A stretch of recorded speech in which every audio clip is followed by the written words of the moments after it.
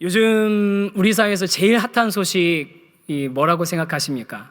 뭐 정치 얘기 말고 저는 요즘에 제일 핫한 소식으로 최근에 있었던 노벨 문학상에 우리나라 작가가 노벨 문학상을 수상한 것이 저에겐 개인적으로 제일 핫한 그런 뉴스였습니다. 그 보면서 이야기하면서 뉴스를 접하면서 이제 우리나라 모국어로 된 노벨 문학상 작품을 내가 읽게 됐구나라고 생각하니까 왠지 더 뿌듯하고 또 그 책이 더 읽고 싶어지고 그런 마음이 생기더라고요.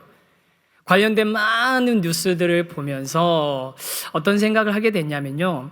참 이야기라는 게 언어와 문화와 시간과 공간을 뛰어넘어서 사람들의 마음을 움직이는 힘이 있다라는 생각을 좀 하게 됐습니다. 이런 얘기들 들어보셨을 거예요. 때로는 한 권의 책이 혹은 한 줄의 문장이 인생을 바꾸고 운명을 바꾸기도 한다. 저는 정말로 그 말이 실제 영향 있는, 능력 있는 그런 진실한 말이라고 생각이 됩니다. 그래서 오늘 이 자리에는 제가 여러분들에게 정말 우리 인생을 바꿀 수 있는, 또 그동안 수없이 많은 사람들의 인생과 운명을 바꾼 하나의 이야기를 좀 나누고 싶습니다. 그 이야기는 제 이야기는 아니고요. 성경에서 예수님께서 하신 이야기거든요. 그 이야기는 이렇게 시작이 됩니다. 첫 번째 주제 같이 한번 읽어보시겠어요? 시작. 둘째 아들 이야기. 둘째 아들의 이야기. 여러분 탕자라는 말 들어보셨습니까? 탕자. 탕자 들어가는 건 탕후루밖에 모르시는 분들. 탕 후루후루 이거 탕자. 탱자? 탕자. 탕자라는 게 뭐냐면요. 방탕한 아들이란 뜻입니다. 영어로 prodigal son.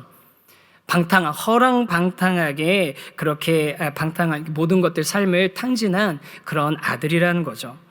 기독교인이 아니어도 방탕한 아들, 돌아온 탕자 이야기는 다 아시는 이야기일 거예요. 그리고 돌아온 탕자라고 하면 방황을 끝내고 돌아온 사람을 가리키는 그냥 관용적인 표현이기도 합니다. 그런데 우리가 흔히 알고 있는 돌아온 탕자의 이야기는 사실은 한 아들의 이야기가 아니고 두 아들의 이야기입니다. 그리고 그 이야기는 우리가 생각하는 것 이상의 깊은 의미가 있습니다. 이야기의 시작은 이렇습니다. 오늘 읽었던 말씀인데요. 어떤 사람에게 두 아들이 있는데 라고 두 아들을 가진 어떤 중동의 팔레스타인 지역이죠. 팔레스타인 지역의 한 가정의 이야기를 시작하고 있습니다. 이 가정은 꽤 부유한 가정이었던 것 같아요. 그리고 이 아버지에게는 두 아들이 있는데 어느 날 둘째 아들이 아버지에게 와서 아버지, 나에게 돌아올 몫을, 나의 유산을 좀 달라고 요청을 합니다. 요청이 아니라 정확하게는 요구를 하는 거예요. 둘째 아들이 재산 달라고 요구했다니까 머릿속으로 그 생각하시는 분 계신지 모르겠어요. 이 아들 똑똑하네. 나도 나중에 상속세를 갖다 좀 줄이려고 미리 세택하고 있네. 이렇게 생각하시는 분 계실지 모르겠는데 요즘 시대는 그런 얘기가 통할지 모르겠지만요. 여러분, 중세 시대 때 고대 중동에서는요. 아버지의 유산은 언제 받는 거냐면 아버지가 돌아가신 다음에만 물려받는 겁니다. 살아계실 때는 얘기 꺼낼 수 없는 이야기인 거예요. 그러니까 이 아들의 요구는 뭐냐면 아버지에게 저는 아버지가 돌아가셨다고 생각하고 제 인생 살 테니까 어차피 돌아가시면 주실 제목 그거 그냥 주시고 저하고 아버지 관계는 여기서 정리하시죠 라고 이야기한 겁니다. 듣고 보니까 완전 폐륜하네. 그렇죠. 폐륜하죠. 특히 여기 보니까 남자 성도님들이 좀 화가 좀 많이 나신 것 같은데 이런 아들이 다 있어. 근데 여러분 조금만 더 기다려 주십시오. 화낼 일들이 앞으로 많이 있습니다.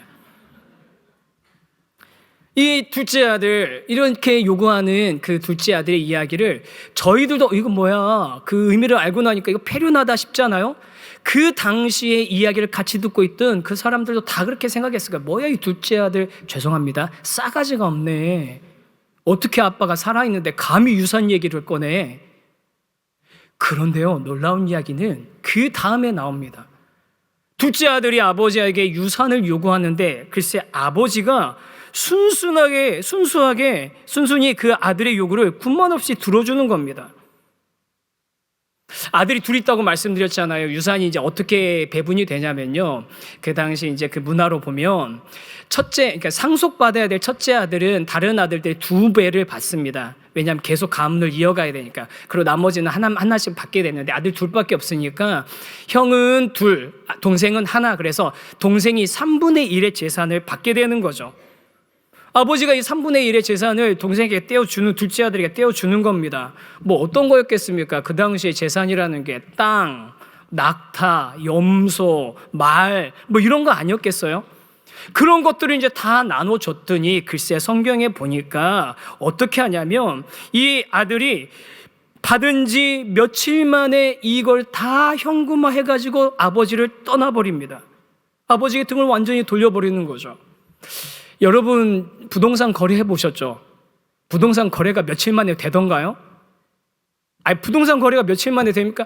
둘째 아들이 얼마나 아버지를 빨리 떠나고 싶었는지가 나오는 겁니다. 며칠 만에 이걸 다 정리하고 챙겨서 먼 나라로 떠나버립니다. 그 얘기는 무슨 얘기입니까? 내가 필요한 건 아버지가 아니라 아버지가 가지고 있는 재산뿐입니다 라는 얘기인 거죠. 내가 필요한 건 아버지가 아니에요. 아버지가 가지고 있는 재산인 거죠. 둘째 아들에게는. 그러면서 이 둘째 아들이 야심찬 독립의 생활을 시작합니다.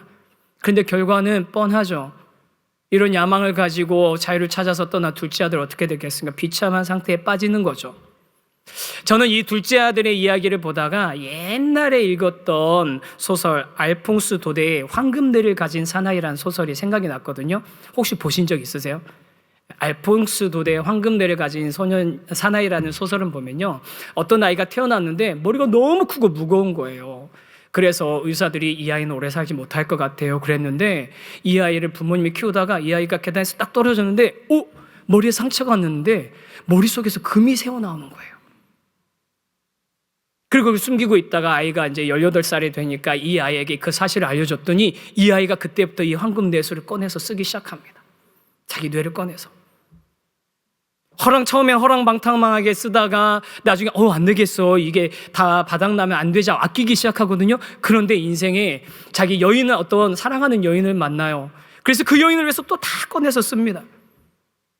그리고 나중에 결론은, 제가 이 결론이 굉장히 끔찍해서 그 어렸을 때 읽었던 그 소리 너무 막 상상이 돼서 기억이 생생한데, 자기 여자친구가 좋아했던 신발 가게에 가서 그 신발을 사면서 자기 뇌에서 마지막 남은 그 황금 뇌를 끄집어내서 손톱으로 긁어가지고 그 피 묻은 그 금조각을 점원에게 내주면서 끝나는 거예요.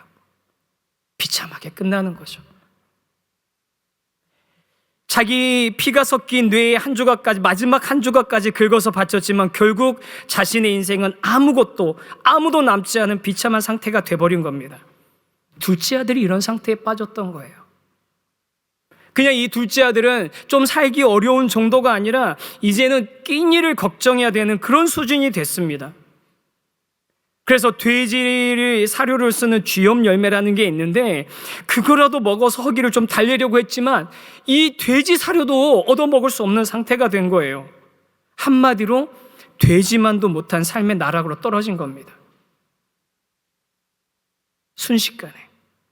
그런데 여러분, 그러길래 그걸 갖다 받아가지고 하면서 막 그 이 둘째 아들 놈들이 그럴 줄 알았다, 고소하다 이런 생각이 들고 막 혈압 올라가시는 여러분들, 이 둘째 아들의 이야기는요, 사실은 이 말과 행동 그리고 비참한 결과는 우리와 인간과 하나님과의 관계를 설명하는, 드러내는 이야기입니다. 성경에 보면요, 이 둘째 아들보다 더 먼저 둘째 아들 같이 행동했던 원조 둘째 아들이 있었습니다. 그 원조 둘째 아들이 누구냐면 바로 최초의 사람 아담입니다. 하나님이 세상을 창조하시고 그 정점에는 아담이란 사람을 창조하셨습니다. 너무 보기 좋고 너무 완벽했습니다. 그리고 이 사람에게는, 아담에게는 최적의 장소 에덴 동산 낙원을 주셨고 그 안에서 모든 것을 자유롭게 누리면서 마치 왕 같은 삶을 이 사람이 살고 있었어요. 진짜로 왕 같은 삶을 살고 있었습니다.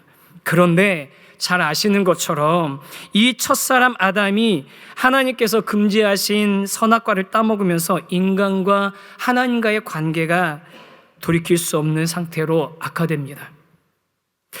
뭐 이런 이야기 들으시면 뭐 한두 번 다 들어보셨잖아요. 교회 다니시든 안 다니셨든 선악과 이야기 이런 얘기 들으시면 그 속에서 사실 뭐 이런 마음 드실 거예요.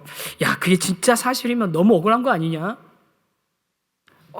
그런 생각 하실 수 있죠. 왜냐하면 저도 그 이제 모태신앙이라고 어머니 뱃속에 있을 때부터 교회 다녔던 저도 어렸을 때는 그런가 보다 하고 들었는데 나중에 청소년 되고 머리가 커가고 청년 되면서부터 제 속에 교회 다니면서도 항상 물음표가 하나, 이 이야기 나올 때마다 하나씩 있었어요. 뭐냐면 아니 되게 불편한 거예요.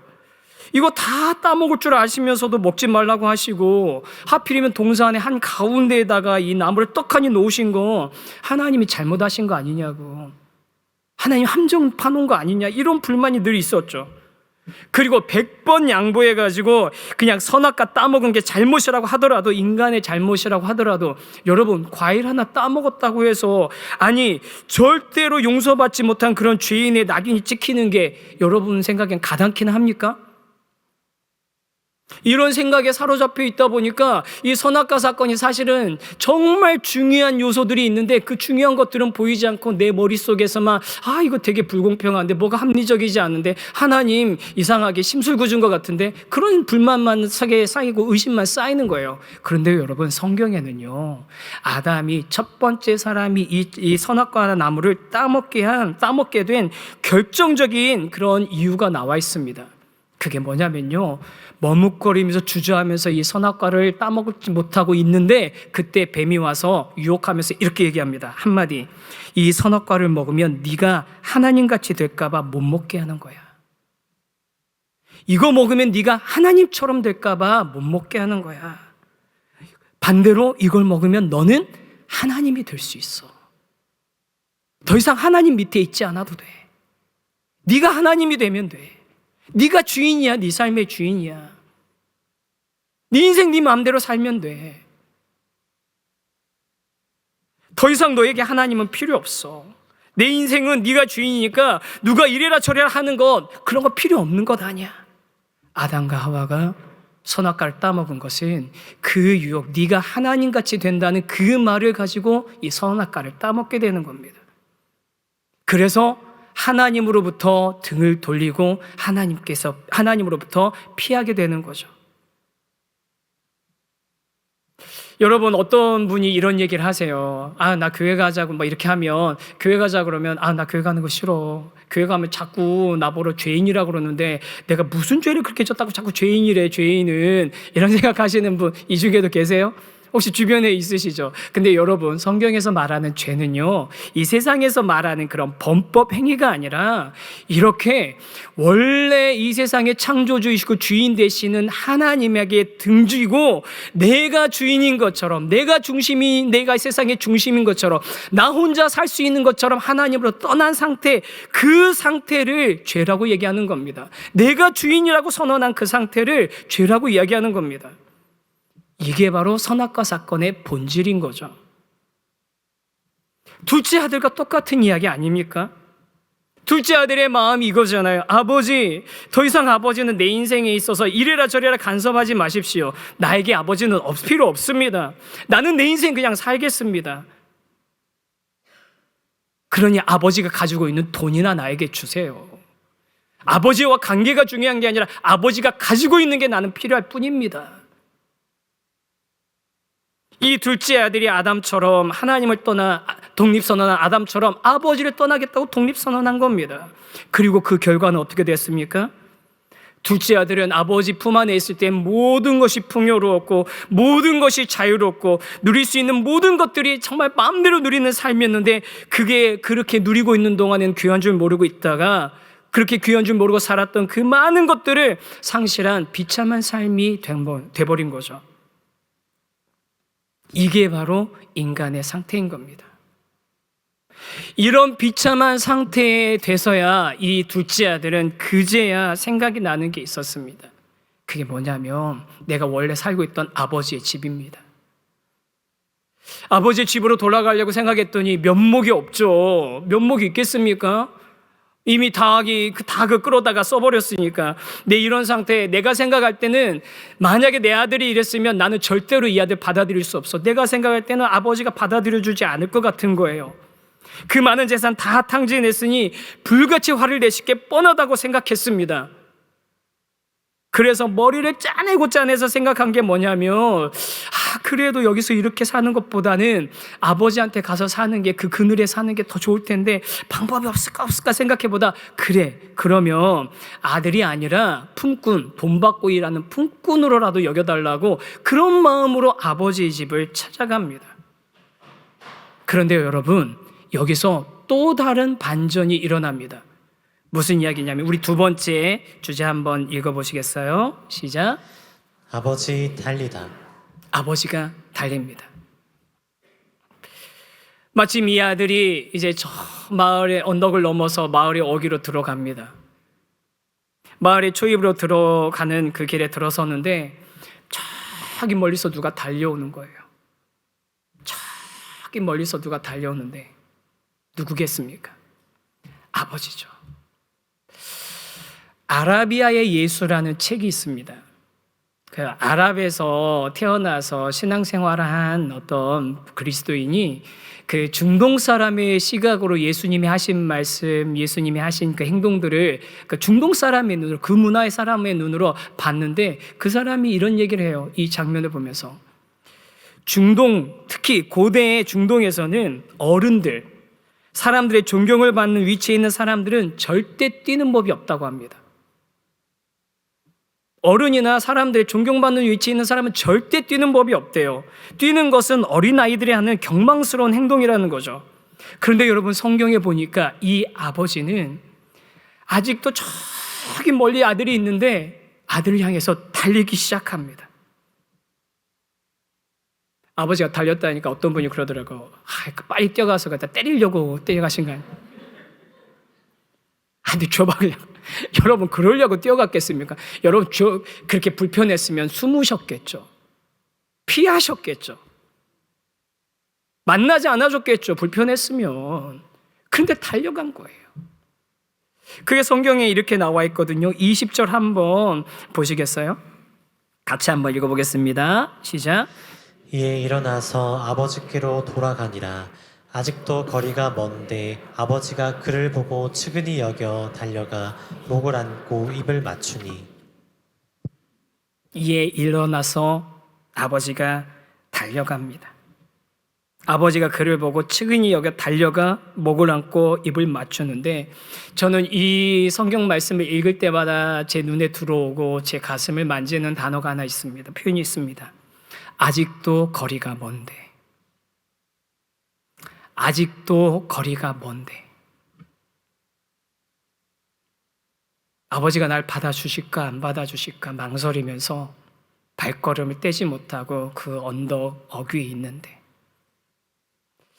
저 마을을 내가 들어가서 아버지를 만나면 내가 뭐라고 말을 꺼낼까 그 생각하느라고 발걸음이 떨어지지 않아 아직도 거리가 먼데, 아버지를 만나면 내가 이렇게 얘기하가지 머릿속으로 계속 몇 번을 생각해보고 그러시잖아요. 불편한 분하고 만날 때 머릿속으로 수도 없이 생각해보지 않으세요? 그러면서 갈까 말까 돌아갈까? 무슨 사정이 있다고 문자 보낼까? 그러면서 주저하고 있는 아직도 거리가 먼데, 아버지는 그 아들을 향해 달려갑니다. 그리고 얼싸안고 엉망진창이 된 이 아들을 다시 맞아줍니다. 그동안 머릿속에서 수없이 되뇌이며 수없이 생각해보며 했던 그 모든 시나리오는 아무 소용이 없습니다. 의미가 없습니다. 왜냐하면 아버지는 이미 모든 게 다 용서가 됐으니까요. 엉망진창이 된 그 아들을 다시 맞으면서 안아줍니다. 막 볼에 뽀뽀를 하고 막 너무 기뻐서 아마 눈물도 흘렸을 거예요. 그런데 여러분, 이 둘째 아들은 아직도 불안해요. 왜 불안합니까? 처음부터 자기는 아버지의 사랑을 오해했고, 처음부터 아버지를 불신했었고, 처음부터 아버지의 관계가 불편했기 때문에, 그래서 아버지를 오해하면서 이러는 거예요. 아버지, 저 아버지한테 잘못했으니까 저를 아들로 생각하지 말고 지금은 이제부터는 그냥 종의 하나로, 하인 중에 하나로 여겨주십시오라고 이야기하지만 아버지는요, 대꾸도 하지 않아요. 그 얘기. 어떻게 합니까? 제일 좋은 옷을 가져오라고 합니다. 옷을 입힙니다. 손에 끼고 있던 가락지를 빼서 손에 끼워줍니다. 내 아들 상속자라는 거죠. 신을 신겨줍니다. 말할 필요도 없이 그냥 모든 행동으로 이 사람은 내 아들이라는 걸 모든 사람들에게 다 보여주고 있는 겁니다. 그리고 어떻게 합니까? 잔치, 축제를 엽니다. 많은 사람들을 초청해서. 여러분, 우리가 이렇게 여러분들을 초청한 이 날을 새생명 축제라고 하는 이유도 똑같습니다. 둘째 아들이 돌아온 것을 기뻐해서 많은 사람들이 함께 그 기쁨을 나누는 자리, 잔치가 열렸기 때문에 저희도 오늘 이 자리가 좀 축제같이 그냥 우리 모두가 같이 누리면서 즐길 수 있는 그런 시간이 되길 바라서 축제라는 이름을 붙였거든요. 그리고 여러분 그거 아세요? 성경에서 잔치는 늘 하나님 나라의 기쁨을 상징하는 표현이었습니다. 저는 이 자리에 계신 여러분들이 둘째 아들과 같은 그런 삶을 사셨던 분들이 계시다면 오늘 하나님의 품 안에서 열리는 이 귀한 잔치를 맛보시고 그 하나님의 따뜻한 품을 경험하시는 은혜가 있게 되기를 주님의 이름으로 축복합니다. 여러분, 우리 한번 자신의 마음을 한번 돌이켜보면 좋겠어요. 우리 중에 이 둘째 아들과 같은 마음을 가지고 있는 분들 여전히 계실 겁니다. 하나님은 무슨 하나님? 그건 나약한 사람들이나 믿는 거야. 세상에 믿을 수 있는 게 어디 있냐고. 나는 나를 믿을 뿐이라는 그런 생각 가지고 계신 분이 있다면 여러분 한번 스스로에게 정직하게 한번 물어보십시오. 정말 자기 자신이 그렇게 믿을 만한 존재 맞습니까? 내 인생 내 것이니까 내가 가진 것만으로 내 힘만으로 정말 아무 걱정 없는 풍성한 삶을 살 수 있습니까? 돈이 많던 적던 건강하던 그렇지 않던 내가 주인이 돼서 내 마음대로 살면 정말로 풍성한 삶을 살 수 있던가요? 하나님 없이 살아가는 삶에는 반드시 한계가 있습니다. 아버지의 품을 떠난 삶에는 반드시 한계가 있습니다. 제가 한두 번 소개해드린 적이 있는데요. 북유럽의 신화에서는 사람을 어떻게 표현하냐면요, 그 마음에 구멍이 뻥 뚫려 있는 존재라고 표현이 돼요. 그리고 이 구멍은 무엇을 갖다 집어넣어도 메워지지 않는 구멍이랍니다. 저는 그 이야기를 들으면서 사람에 대해서 너무 잘 표현했다 싶어요. 왜냐하면요, 여러분, 사람은요 어떤 존재냐면 하나님을 닮은, 하나님의 형상을 닮은 그런 모습으로 만들어진 존재예요. 그러니까 우리는 하나님짜리의 존재인 겁니다. 무한하신 하나님짜리 존재이다 보니 세상에 어떤 것으로도 우리의 하나님이 빠져나가시고 나면 어떤 것으로도 우리의 마음을 채울 수 있는 게 없는 겁니다. 왜냐하면 우리는 그만큼 무한한 존재이기 때문이죠. 우리 마음에는 블랙홀 같은 그런 구멍이 있어서, 하나님이 빠져있는 그런 우리 마음에는 블랙홀 같은 게 있어서 이 세상의 모든 재화를 다 때려 넣어도 메워지지 않는 그런 상태에 빠지게 되는 겁니다. 우리가 가지고 있는 공허함, 우리가 가지고 있는 결핍, 우리가 가지고 있는 불만족, 우리가 가진 이 불행의 가장 밑바닥에는 이 둘째 아들처럼 하나님으로부터 독립선언을 한 상태가 주는 그 결핍이 깔려 있는 거죠.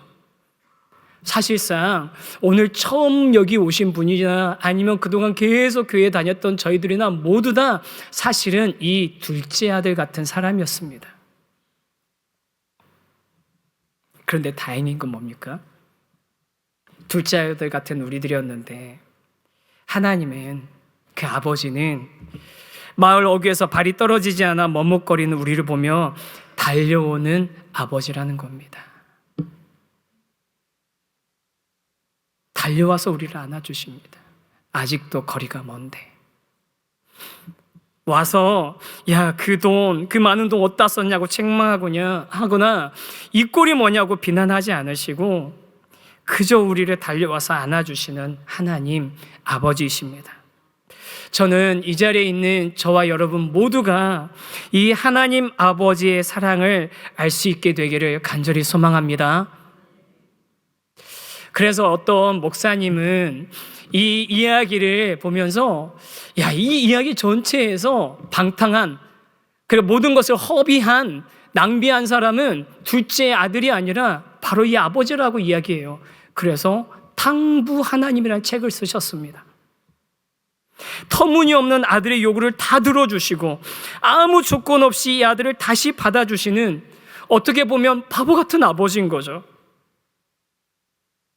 바보 같은 아버지인 겁니다. 낭비하는 아버지입니다.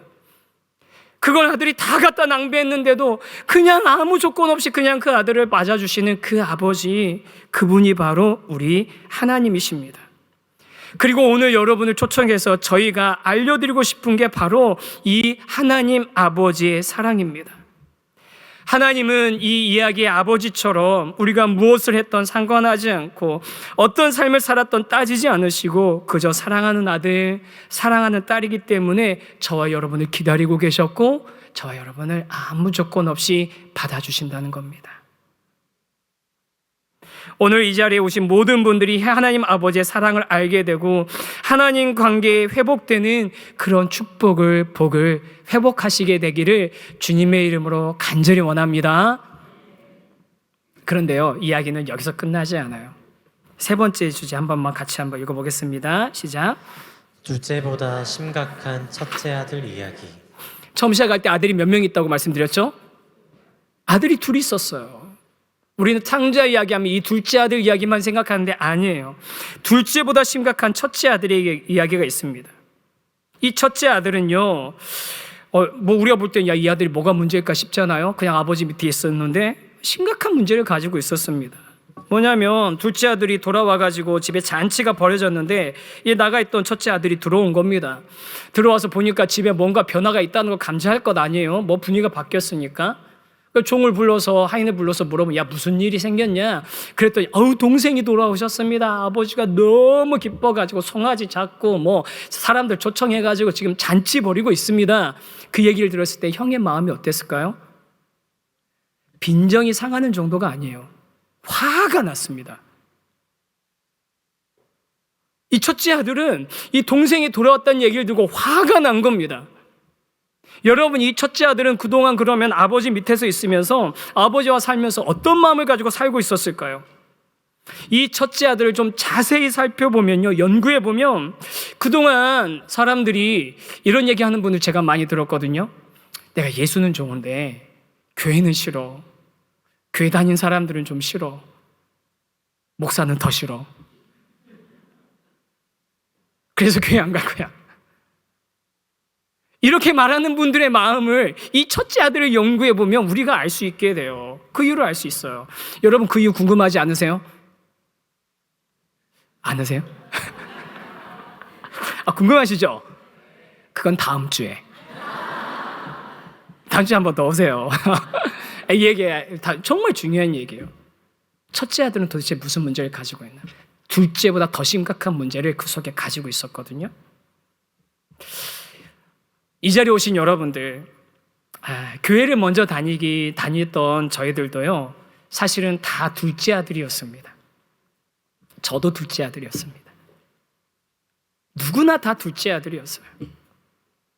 그런데 둘째 아들이었던 우리들이 먼저 하나님이 우리를 조건 없이 받아주시는 그 사랑을 경험한 거예요. 저희가 뭐가 있어서 여러분한테 드리려고 하는 게 아니라 저희가 받은 사랑, 아무 조건 없이 우리를 받아주시고 이해해 주신 그 사랑을 그냥 여러분에게 같이 좀 알려주고 싶었던 겁니다. 그래서 그렇게 한번 교회에 와봐라 초청한 거고요. 오늘 이 자리를 통해서 그렇게 여러분을 기다리시고 사랑하시는 귀한 아버지가 계시다는 걸 알려주고 싶었던 거거든요. 그런데 그런 마음으로 여러분을 초청한 분들 중에 그 마음을 오늘 좀 편지로 좀 나눠주고 싶으신 분이 있습니다. 우리 성도님 중에 한 분이신데요, 이 시간에 여러 성도님들이 초청을 하셨겠지만 우리 그 중에서 명현정 집사님께서 우리 여러분을 초청하신 그 마음을 좀 나눠주실 텐데 오실 때 무안하지 않으시게 박수로 한번 좀 환영해 주시겠습니까?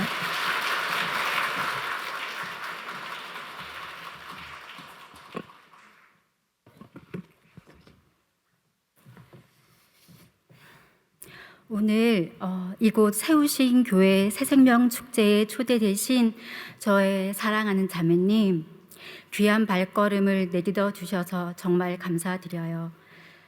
며칠 전 자매님이 저의 카톡 프로필에 적힌 글이었던 내가 사랑스럽지 않을 때 너를 온전히 사랑하고를 보고 저의 아들을 향한 마음이냐고 물으셨죠. 그 글은 사실 새생명 축제를 준비하며 제가 자매님에게 보여주고 또 들려주고 싶었던 하나님의 마음이 가득 담긴 찬양의 가사예요. 나의 사랑, 너는 어여쁘고 참 귀하다. 어느 보석보다 귀하다. 내가 사랑스럽지 않을 때 너를 온전히 사랑하고 너와 함께 하려 내가 왔노라. 몇 해 전 자매님이 저의 이웃으로 이사를 오시고 서로의 자녀를 같은 어린이집부터 초등학교에 보내게 되었죠. 자매님과 함께한 시간을 돌아보니 자매님은 하나님께서 저에게 보내주신 귀하고 따뜻한 친구였어요. 그동안 우리는 많은 시간을 같이 보내며 수많은 이야기를 통해 서로 공감하고 위로하면서 함께 울고 함께 웃었죠. 저는 하나님께서 왜 우리를 만나게 하셨을까? 그리고 왜 이렇게 함께 시간을 보내게 하실까라는 물음이 생겼어요. 제가 자매님을 만날수록 저를 사랑하시고 보호하시고 인도하시는 하나님께서 자매님의 삶도 동일하게 지켜주고 계심을 믿기에 자매님을 위해 기도하는 시간이 길어지게 되었어요. 하나님은 자매님에게 생명을 주시고 이 땅에 태어나게 하시고 지금 있는 모습 그대로 사랑하고 계세요. 예전에 저에게 교회 예배를 다녀오면 마음이 힘들다가도 행복해지냐고 물었죠. 그때 제가 자매님께 전했던 제가 만난 하나님, 우리를 지으신 분이시기에 우리의 모든 것을 아시고 삶의 어느 한순간도 우리를 놓고 계시지 않는 든든한 구원자, 삶의 고통 속에서 홀로 내버려 두지 않으시고 언제나 손 내미시고 강한 팔로 붙드시고 끌어올리시어 굳게 서게 하시는 하나님, 그 하나님을 자매님도 만나길 간절히 기도하고 있어요. 하나님은 오래전부터 자매님의 마음의 문 밖에 서서 두드리시며 문 열어주기를 기다리고 계세요.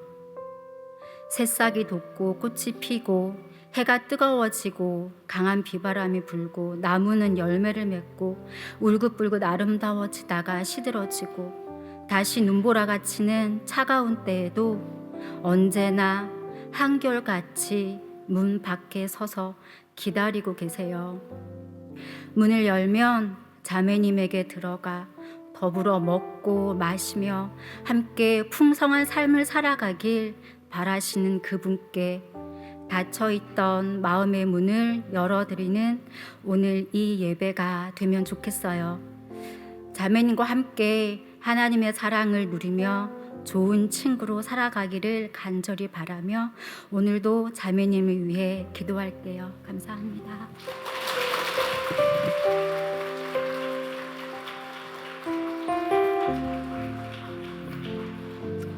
이 편지가 정말 그냥 우리의 마음입니다. 그리고 하나님의 마음입니다. 여러분 너무 잘 오셨어요. 우리 교회 다니라는 얘기가 아니라 하나님을 만나셨으면 좋겠어요.